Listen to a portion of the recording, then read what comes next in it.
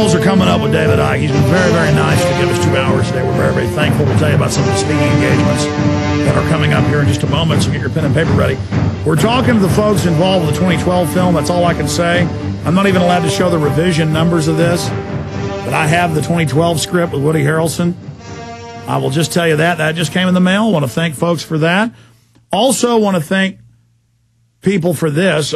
Bob in Spokane, Washington said, God bless you, Alex Jones. I thought of you and what you do, the Info Warrior. I'm an Info Warrior myself. I hear you talk about the tip of the spear. This is a real Indian spear, and I had to give it to you. May God bless you and your family. And you can always tell the real ones because of the craftsmanship and the slower way they did it versus the factory-made ones. I don't know how prehistoric this is, but it's got the look of a prehistoric, because my grandfather gave my dad some spearheads much like this. A very, very valuable gift. I will put this in a little stand I've got at my house with little treasures. Thank you for this gift. The listeners are just so amazing out there. God bless you. I will always keep it and treasure it. Got to keep away from my kids, though. They'll break it. I broke some of my dad's when I was growing up. Going back to David Icke. David, you got cut off there talking about the frequency, talking about how the globalists, the controllers keep us dialed into one point. How do you see their New World Order plan, their goals to build this extermination grid, this planetary government, then carry out the population reduction? To me, it looks like things aren't going well for them, and we're having victory after victory, and that there's an awakening accelerating. Now, I know that they're going to counterstrike, and things are going to be rough, and we're all going to be tested. But am I somewhat, in your expert opinion, do you think I'm too close to the fact that we are going to win in the end, and that I have a lot of faith because I'm deeper into this? And is that distorting my vision, in your opinion, that so many others aren't awake yet or are going deeper into the control? And so I'm skewing my view because I know the New World Order is already lost because they don't control the entire universe. Or, I mean, do you get the point I'm making? Yeah, I've never doubted that it would turn out fine in the end. But the nature of the manipulation and the programming means that a lot of people have got to go a long way down the road before they actually see it. And it's a case of how deeply programmed you are before you actually see it and start to realize what's happening. What I've seen over the last 20 years is an exponential curve, without any question, of people who are starting to get it. They're starting to get it in bigger and bigger and bigger numbers. And what I find interesting is they're starting to get it at higher levels immediately. From being in the program to seeing well outside of the program is taking very little time for some people now. There is something going on. And the first book I ever wrote on these subjects was nearly 20 years ago, called Truth Vibrations. And it was named Truth Vibrations because it was based on the fact that I was understanding at the time that there was a vibrational change coming that was going to act like an alarm clock. It was going to wake them up. It was going to tease open their minds so consciousness could enter. And at the time, of course, I'm thinking, well, there's no evidence of this whatsoever, and there wasn't for a few years. But with the turn into the 21st century, I'm seeing it happening more and more and more.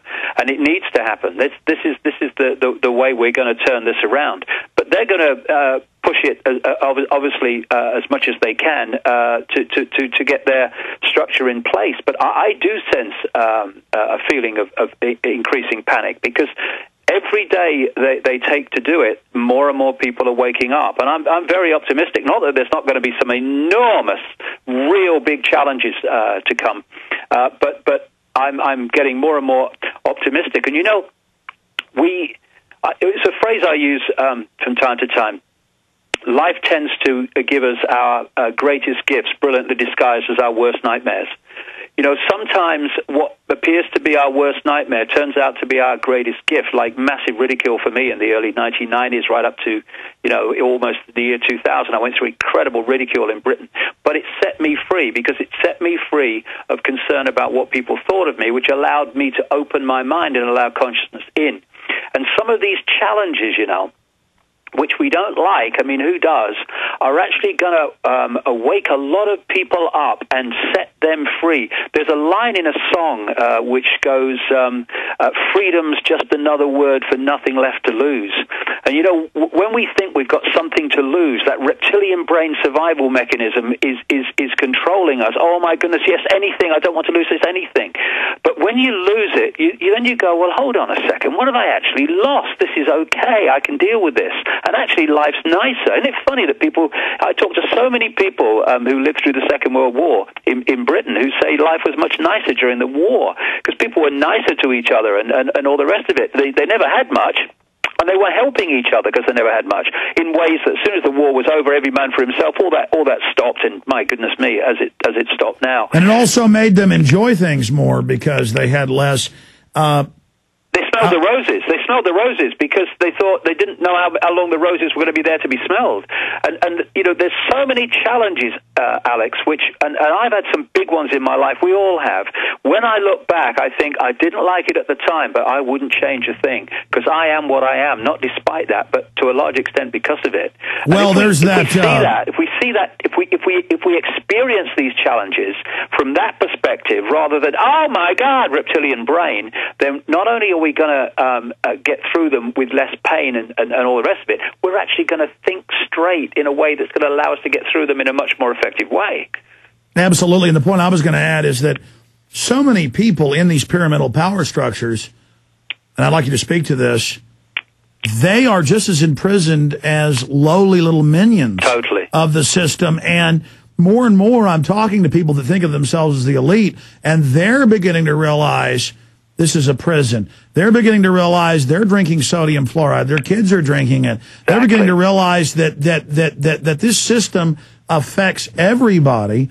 And they're beginning to realize that the television and the culture and the dumbing down is taking their children from them and destroying their own destiny.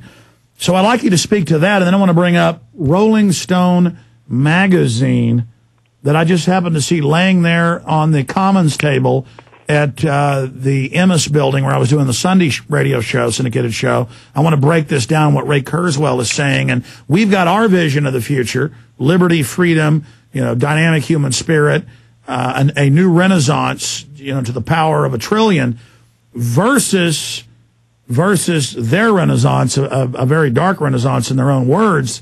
They just say that it's beautiful, but clearly it's quite ugly. But, I mean, can you speak to the point I just made? Yeah, this is a point I make as often as I can because we go back to the sheep policing the herd, the sheep policing themselves. Because when you're talking about people in full awareness of this agenda and in full support of advancing it, you're talking about a dramatically few people compared with the global population. You're certainly not looking at enough to administer the institutions of control that we see across global society. So you need people in your target population to do the administration for you. This is why when you look at the pyramid structure of these organizations and these secret societies, whatever, you're looking at the few at the top in full awareness of what it's all about. And as you go further down the pyramid, you each step down knows less and less and less and less about the big picture, only their part in it. And so they've got right across the system people in dark suits and their like, who are administering this system and are welded to it in terms of their subordination to it. Or don't rock the boat. Or don't step out of line. Don't say anything. They get to dominate those under them, and they get dominated from those above them. It's a psycho system. Yes, it is. And what we need to do, this is a very important area, is to get those people to actually, again, look around them, take a deep breath, and just look at it again. And by connecting dots, you can let people who are in those systems realize how their dot connects with everyone else's, because stopping them realizing that is how the whole system works. So people make their daily contribution to a control system, not realizing that their dot is adding to other dots to make the control system. And it's so important that those people understand, whether they're in uniform or whether they're in dark suit professions, that their children are going to have to live in the world that they are helping fundamentally to introduce. You know, all these legislation that is even written and administered around the world to build this police state is done by people who are themselves and their children and grandchildren are going to be subjected to that police state that they're helping to build. They're and talk about a fraud for their own families, you know, and they need to start stepping out of that pyramid, because when they do, and refusing to play a part in it, because when they do, the pyramid collapses because they're holding it up. Just let me throw a point in here, David. Exactly.